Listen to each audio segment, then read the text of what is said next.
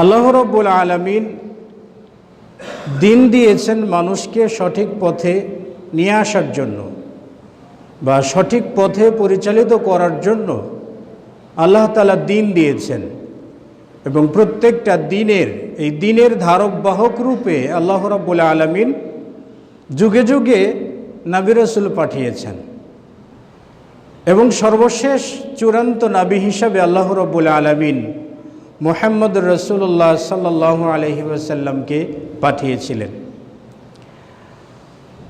তো দিন যেটা আল্লাহ রাব্বুল আলামিন দিয়েছেন, এই দিনটা নির্দিষ্ট একটা গণ্ডির মধ্যে সীমাবদ্ধ এবং দিনটাকে আল্লাহ রাব্বুল আলামিন পরিপূর্ণ করে দিয়েছেন, পূর্ণ করে দিয়েছেন। পূর্ণ দিনের মাঝ থেকে কোনো কিছু ছাঁটাই করা বা কোনো কিছু যোগ করা বৈধ নয়। যেমন আল্লাহ রাব্বুল আলামিন বলছেন যে আল-ইয়াওমা আকমালতু লাকুম দীনাকুম ওয়া আতমামতু আলাইকুম নি'মাতি ওয়া রাদিতু লাকুমুল ইসলাম দীনা। আল্লাহ তাআলা বলছেন যে আল-ইয়াওম মানে আজ থেকে, আকমালতু লাকুম দীনাকুম তোমাদের জন্য আমি দিনকে পরিপূর্ণ করে দিলাম, ওয়া আতমামতু আলাইকুম নি'মাতি এবং আমি আমার নিয়ামত রাজিগুলোকে পূর্ণ করে দিলাম, ওয়া রাদিতু লাকুমুল ইসলাম দীনা এবং আমি তোমাদের জন্য বা তোমাদেরকে ইসলামকে দিন হিসাবে দিয়ে সন্তুষ্ট হয়েছি। মানে ইসলাম পরিপূর্ণ জীবন ব্যবস্থা, এই দিন আমি তোমাদেরকে দিয়েছি। তো আকমালতু লাকুম দীনাকুম মানে দিনটাকে পরিপূর্ণ করে দিলাম। তো যেই দিনটা পরিপূর্ণ করে দিলেন আল্লাহ রাব্বুল আলামিন, পরিপূর্ণ কমপ্লিট কোনো বিষয়ের উপর হস্তক্ষেপ করা মানে বোকামি করা। কমপ্লিট কোনো বস্তুকে ছেটে ছোট করা মানে ওই বস্তুটার সৌন্দর্য নষ্ট করে দেওয়া। যেমন আমরা স্বাভাবিকভাবে কাপড় চোপড় বা বিভিন্ন কিছু আমরা পরিধান করে থাকি, কাপড় চোপড় পরে থাকি। একজনের হয়তো শার্ট তৈরি করতে কাপড় লাগে 2 থেকে হয়তো 2.5 গজ কাপড় লাগে, কিন্তু কোনো ব্যক্তি যদি শার্ট বানাতে যেয়ে যদি 5 গজ কাপড় দিয়ে শার্ট বানায়, তাহলে তার শার্টটা মনে হয় গায়ে দেবার মতো নয়। এই জায়গাতে শার্ট বানানোর ক্ষেত্রে অতিরঞ্জন করেছে। যেমন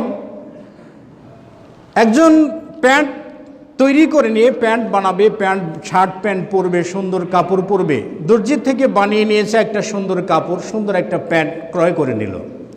নেওয়ার পর সেই প্যান্টের সঙ্গে আবার অন্য কোনো কাপড় দিয়ে যদি জোড়া তালি লাগানো হয়, তো এই জিনিসটা দেখতে একেবারে বিদঘুটে ভাব।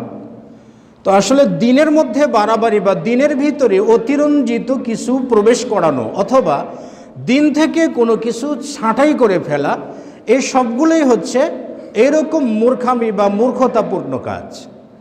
তো দিনের মধ্যে বাড়াবাড়ি করা বা দিনের ভিতরে কিছু ঢুকানো বা কিছু বাইর করে ফেলা কোনোটিই জায়েজ নয়। তো যাই হোক, আল গুলু ফিদ্দিন মানে দিনের মধ্যে বাড়াবাড়ি। গুলুর শব্দের অর্থ হলো বাড়াবাড়ি করা বা মুজাওয়াজাতুল হাদ মানে সীমা অতিক্রম করা। যতটুকু সীমানা আছে তার সীমা অতিক্রম করে এর বাইরেও কিছু করা, এটি হলো আল গুলু। পরিভাষায় শাইখুল ইসলাম ইমাম ইবনু তাইমিয়া রাহিমাহুল্লাহ বলছেন যে আল গুলু ফিদ্দিন হুয়া মুজাওয়াজাতুল হাদ বিআন ইউজাদা ফিশ শাই মানে সীমা অতিক্রম করা অথবা কোনো কিছুর ব্যাপারে কিছু বৃদ্ধি করা।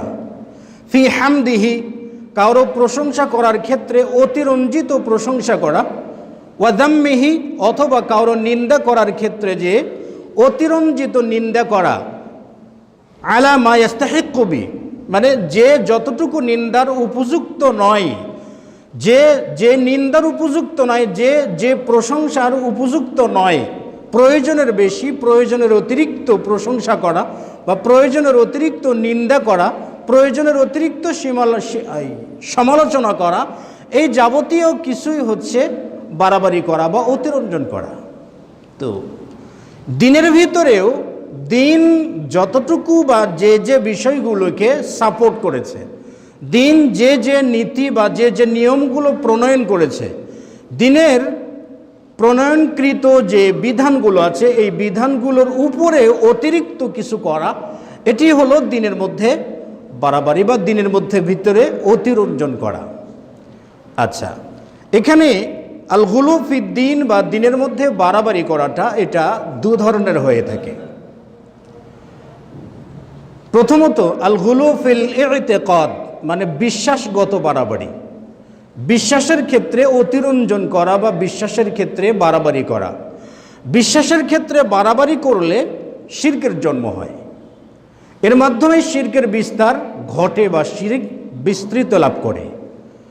তো বিশ্বাসগত বাড়াবাড়ি বলতে বিভিন্ন সময় ইসলামের মাঝে যতগুলো বিভ্রান্ত দল বা উপদলের জন্ম হয়েছে, বিভিন্ন সময় বিভিন্ন ক্ষেত্রে ইসলামের মধ্যে বিভিন্ন ফেরকাবন্দির যখন উৎপাত শুরু হয়েছে, এই ফেরকাবন্দিগুলো থেকেই বিভিন্ন সময় দিনের ব্যাপারে অতিরঞ্জন বা বিশ্বাসগত বাড়াবাড়ি বা আকীদাগত বাড়াবাড়ি তাদের থেকেই শুরু হয়েছে। তন্মধ্য থেকে একটি সম্প্রদায় আছে রাফেজিয়া সম্প্রদায়। এই রাফেজিয়া সম্প্রদায় হলো দিনের মধ্যে, অর্থাৎ শিয়াদের থেকে ধর্মান্তরিত বা ভিন্ন ধর্মের দিকে আকৃষ্ট হয় রাফেজিয়া, শিয়াদেরই একটি শাখা। তো এই রাফেজিয়াদের প্রথম ধর্মবিশ্বাস হলো যে আল ইমামু আসলুম মিন উসুলিল ইলমি, আল ইমামু আসলুম মিন উসুলিল ঈমান। তাদের দাবি হলো যে ইমাম মানা বা কোনো ইমামের আনুগত্য করা, যেমন ইমাম আবু হানিফা, ইমাম মালিক, ইমাম জাফর বা এরকম আরও যত ইমাম আছে, তাল ইমামু আসলুম মিন উসুলিল ঈমান। ইমামকে মানা হলো ইমানের মূল নীতিগুলোর মধ্য থেকে একটি। অর্থাৎ কোনো ব্যক্তি যদি কোনো ইমামকে না মানেন, যে কোনো ইমামকে কোনো ব্যক্তি যদি না মানেন, তাহলে সে ব্যক্তির ঈমান থাকে না, তার ঈমান নষ্ট হয়ে যায়। এমনকি তারা একথাও বলছে ওয়াল ইমামিয়াতু আফদালুম মিনান নবুওয়াতি, ইমামিয়াত তথা ইমামকে মানা এটা নবুয়তকে মানার থেকেও শ্রেষ্ঠ। মানে নবুয়ত না মানলেও চলে, কিন্তু ইমাম না মানলে চলে না। এটি হলো তাদের ধর্মবিশ্বাস। তো আল্লাহ রাব্বুল আলামিন মানব জাতিকে সঠিক পথে নিয়ে আসার জন্য, দিনের উপরে পরিচালিত করার জন্য কোনো ব্যক্তিকে ইমামতি দেননি, বরং আল্লাহ রাব্বুল আলামিন নবুয়ত দিয়ে মানুষদেরকে দুনিয়াতে পাঠিয়েছেন। সঠিক পথে পরিচালিত করার জন্য নবুয়ত দিয়েছেন, নবুয়তের সিলসিলা জারি রেখেছেন। তো আল্লাহ দিলেন নবুয়ত, আর তারা বলল ইমামাত, নবুয়ত নয় ইমামাত। এর জন্য তারা এটাও বলে থাকে আল আম্বিয়াউ লাইসু বিমাসুমিন, নাবিগণ যারা, নাবি রসুলগণ যারা দুনিয়াতে এসেছেন, আল আম্বিয়াউ লাইসু বিমাসুমিন, নবী রসুলগণ তারা নিষ্পাপ নন। বাল কদ ইয়াকাউ ফীহিমুদ-দুল্লু ওয়াল কিযবু ওয়াল ফুসুকু ওয়াস-সাহবু, বরং আম্বিয়া ইকরামগণ, নবী রসুলগণ কখনো ভুল করেন, ফাসিকি কাজ করেন, মিথ্যা কথা বলেন, কখনো সংশোধন করেন, কখনো ভুলের ভিতরেই নিমজ্জিত থাকেন। এইরকম যাবতীয় দোষে আম্বিয়া ইকরামগণ, নবী রসুলগণ দোষী। অর্থাৎ নাবিগণ ভুল করেন, নাবিগণ দোষ করেন, নাবিগণ মিথ্যা করেন এবং নাবিগণ নানা অপরাধে জড়িয়ে পড়েন। অর্থাৎ তাদের দৃষ্টিতে হচ্ছে আম্বিয়া ইকরামগণ, নবী রসুলগণ তারা নিষ্পাপ নন, তারা পাপী। পাপ করেন, ক্ষমা চান, আল্লাহ ক্ষমা করে দেন, তারা পাপী। এই জায়গাতেই তারা আবার বলছেন ওয়াল আইম্মাতু মাসুমুন, ইমামগণ সকলেই নিষ্পাপ। ইমামগণ সকলেই তাদের দৃষ্টিতে নিষ্পাপ। আবার আল আম্বিয়াউ লাইসু বিমাসুমিন, আবার আম্বিয়া ইকরামগণ তারা নিষ্পাপ নন। ইমামগণ নিষ্পাপ, আম্বিয়া ইকরামগণ নিষ্পাপ নন। যেমন শিয়াদের 12 জন ইমাম আছে, এছাড়া আরও যতগুলো ইমাম আছে, সবগুলো ইমাম একেবারেই নিষ্পাপ, তাদের জীবনে কখনো পাপ নেই। অথচ আম্বিয়া ইকরামগণ পাপ করেছেন, আম্বিয়া ইকরামগণ পাপী। অথচ আল্লাহ রাব্বুল আলামিন বলছেন ইন্না ফাতাহনা লাকা ফাতহাম মুবিনা লিয়াগফিরা লাকাল্লাহু মা তাকদ্দামা মিন যামবিকা ওয়া মা তাআখার। আল্লাহ রাব্বুল আলামিন বলছেন নবী সাল্লাল্লাহু আলাইহি ওয়াসাল্লামকে লক্ষ্য করে, লিয়াগফিরা লাকাল্লাহু মা তাকাদ্দামা মিন যামবিকা ওয়া মা তাআখার, যে আল্লাহ রাব্বুল আলামিন তার আগের এবং পরের সমস্ত গুনাহ আল্লাহ তাআলা মাফ করে দিয়েছেন।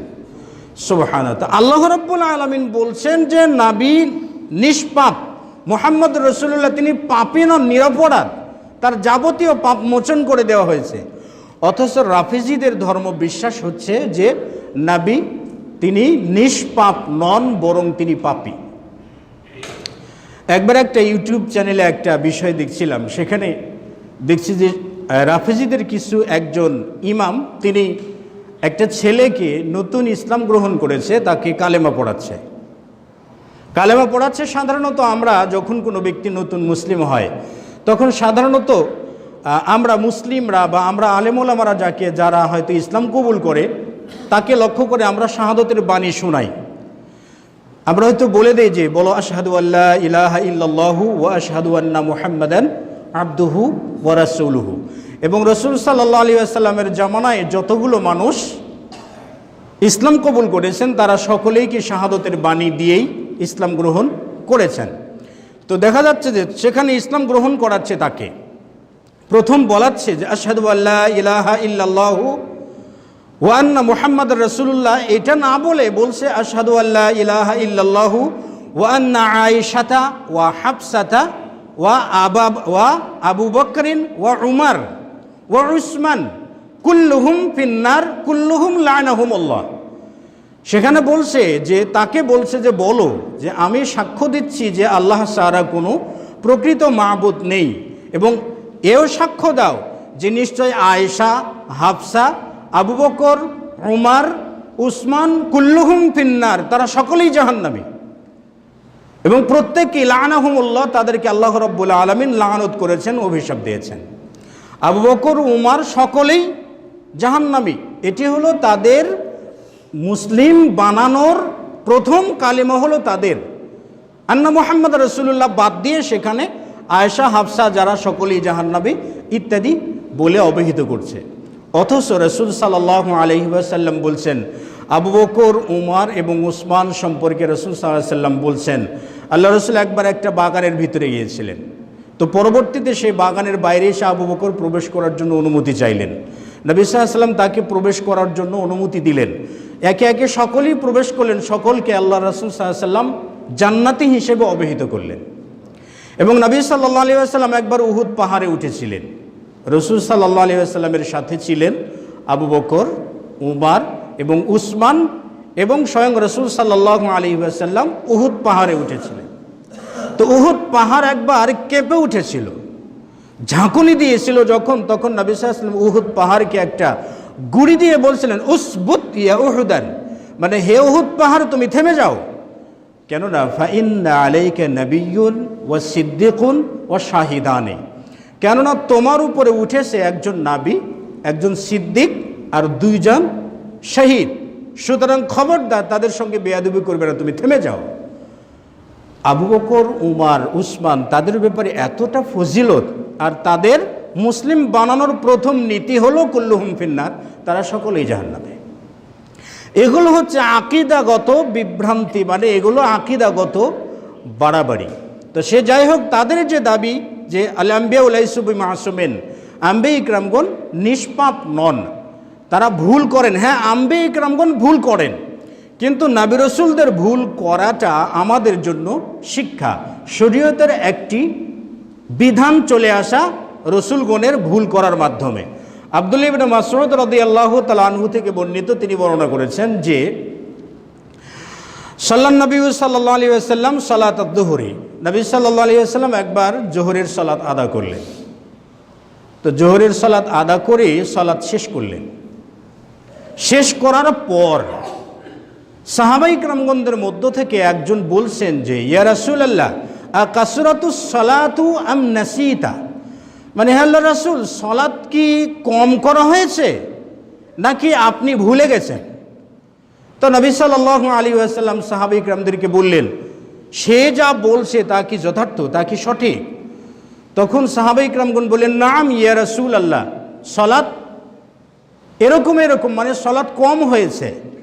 তখন নবী সাল্লাল্লাহু আলাইহি ওয়াসাল্লাম উঠে দুটি সিজদা দিলেন, নতুন করে দুটি সিজদা দিয়ে বললেন, হাতানি সাজদাতানি লিমান, এই দুটি সিজদা ওই ব্যক্তির জন্য যে ব্যক্তি লা ইয়াদরি আযাদা সালাত আম কাসুরা, সে সালাত বেশি করে পড়লো নাকি কম করে পড়লো, এরকম সন্দেহের ভিতরে যে ব্যক্তি থাকবে সে ব্যক্তির জন্য এই দুটি সিজদা, মানে এই দুটি সিজদার মাধ্যমে সে ব্যক্তি তার ভুল ভাঙিয়ে নেবে।